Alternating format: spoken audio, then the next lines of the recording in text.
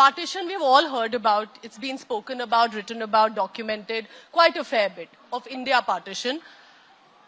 But your fresh approach was to have objects that people have carried with them from India to Pakistan, Pakistan to India, Bangladesh, all of that. Why did you think an inanimate object can make for a human story to be retold in a way that many of us have not heard? Thank you for that question, Pooja. जब ये काम शुरू करा था 2013 में, 4 of my grandparents came from across the border. Both sides, that Both means. sides. लेकिन किसी ने partition के बारे में बात नहीं करी थी. So I didn't grow up with any stories. And when I started to ask about these stories, they would ask me questions back. If I would say, उस वक्त क्या हुआ था, they would say, पर तुम्हें क्यों पूछना है? तुम्हें क्यों जानना है? What will it change? And it felt like there was a lot of hesitation and reticence to approach the subject of partition for many reasons. Maybe because of what it reminded my grandparents, or they did not want to disclose something. They did not want to burden you with their memories? That is also a valid point. But I really wanted to understand my origin and where they came from. And so I started asking them about the objects they had carried. बड़े आम चीजें जैसे बर्तन, jewelry, small foldable knife.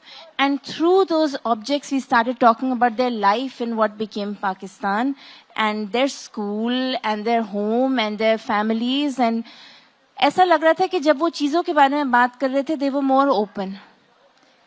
And they were more willing to share.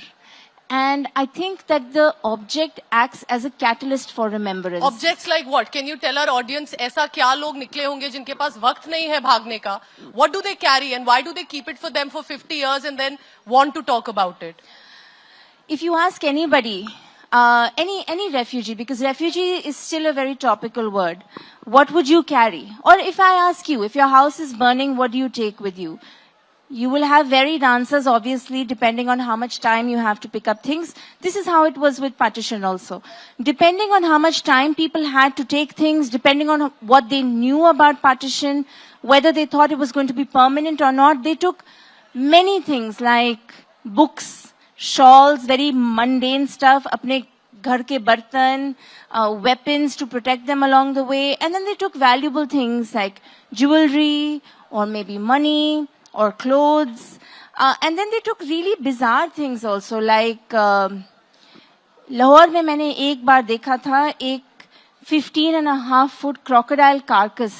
किसी ने अपने youth में crocodile मारा था. वो victory sign है मेरा. Exactly. So when I have to flee from a tragedy, I take the carcass with me. It is not always tragedy, right? Some people fled prematurely. Some people fled after. Exactly. जो आपका social status था उस वक्त, it will determine how much people carried. So in that sense, the object is a great ethnographic tool to understand the realities of partition. एक दुल्हन अपना माथा टीका साथ ले गई. Correct. And ये objects, when you show them to children or grandchildren, they become conversation starters as well, right? Like, it's very difficult to start talking about traumatic history.